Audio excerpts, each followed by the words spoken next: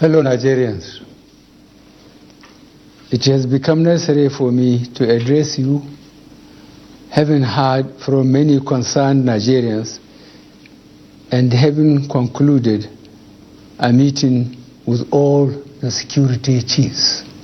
I must warn those who have hijacked and misdirected the initial, genuine and well-intended protest of some of our youth in parts of the country against the excesses of some members of the now disbanded Special Anti-Robbery Squad, SARS. On Monday, 12th October, I acknowledged the genuine concerns and agitations of members of the public regarding the excessive use of force by some members of SARS. The choice to demonstrate peacefully is a fundamental right of citizens as enshrined in Section 40 of our Constitution and other enactments. But this right to protest also imposes on the demonstrators the responsibility to respect the rights of other citizens and the necessity to operate within the law. As a democratic government, we listened to and carefully evaluated the 5-point demands of the protesters. And having accepted them, we immediately scrapped SARS and put measures in place to address the other demands of our youth. On approving the termination of SARS, I already made it clear that it was in line with our commitment to the implementation of extensive police reforms. Sadly, the promptness with which we have acted seemed to have been misconstrued as a sign of weakness and twisted by some for their selfish, unpatriotic interests. The result of this is clear to all observers. Human lives have been lost, acts of sexual violence have been reported, 2 major correctional facilities were attacked and convicts freed, public and private properties completely destroyed or vandalized, the sanctity of the palace of a peacemaker, the Oba of Lagos, has been violated.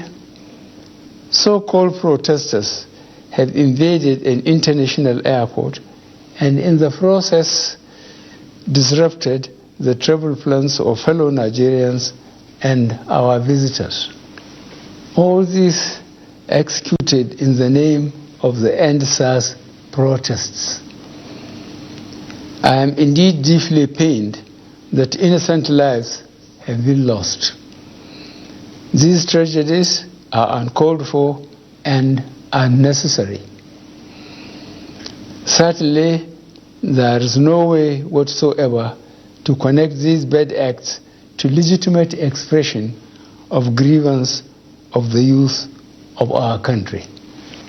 The spreading of deliberate falsehood and misinformation through the social media in particular, that this government is oblivious to the pains and plight of the citizens is a ploy to mislead the unwary within and outside Nigeria into unfair judgment and disruptive behavior.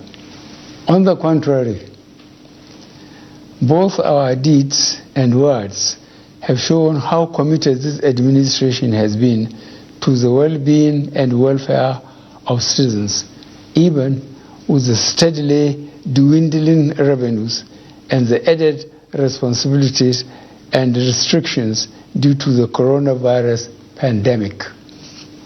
Government has put in place measures and initiatives principally targeted at youth, women, and the most vulnerable groups in our society. These included our broad plan to lift 100 million Nigerians out of poverty in the next 10 years, the creation of 75 billion Naira National Youth Investment Fund to provide opportunities for the youth and the micro, small, and medium enterprises survival fund, through which government is A, paying 3 months' salaries of the staff of the 100,000 micro, small, and medium enterprises. B, paying for the registration of 250,000 businesses at the Corporate Affairs Commission. C, giving a grant of 30,000 Naira to 100,000 artisans. And D, guaranteeing market for the products of traders. These are in addition to many other initiatives, such as A, farmer money, B, trader money, C, market money, D, N-Power, E, N-Tech, and F, N-Agro. No Nigerian government in the past has methodically and seriously approached poverty alleviation like we have done. With regards to the welfare of police personnel, the National Salaries, Income and Wages Commission has been directed to expedite action on the finalization of the new salary structure of the members of the police force. The emoluments of other paramilitary services are also being reviewed upwards. In order to underscore the importance of education in preparing youth for the future, this administration has come up with a new salary structure and other incentives for our teachers. Let me at this point reaffirm the federal government's commitment to preserving the unity of this country.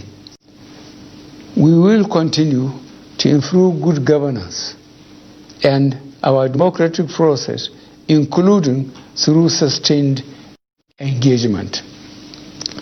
We shall continue to ensure that liberty and freedom, as well as the fundamental rights of all citizens, are protected. But remember that government also has the obligation to protect lives and properties, as well as the right of citizens to go about their daily businesses freely and protected from acts of violence. To our neighbors in particular, and members of the international community, many of whom have expressed concern about the ongoing development in Nigeria, we thank you and urge you all to seek to know all the facts available before taking a position or rushing to judgment and making hasty pronouncements.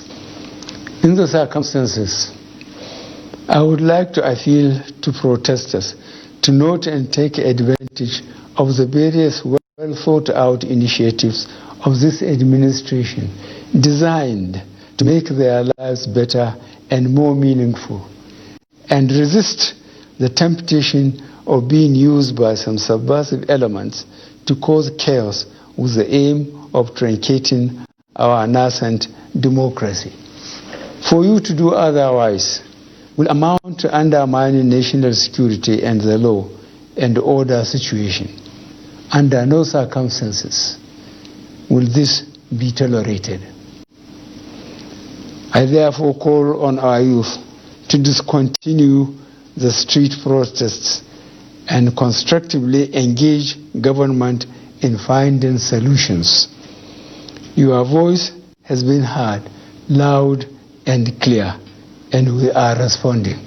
And I call on all Nigerians to go about their normal businesses and to enjoin security agencies to protect lives and properties of all law-abiding citizens without doing harm to those they are meant to protect. Let me pay tribute to officers of the Nigeria Police Force who have tragically lost their lives in the line of duty. I would like to thank those state governors, traditional and religious leaders who have appealed for calm and restraint. I also thank youth leaders who have restrained their followers from taking the law into their hands. This government respects and will continue to respect all the democratic rights and civil liberties of the people, but it will not allow anybody or groups to disrupt the peace of our nation. Thank you all. God bless the Federal Republic of Nigeria.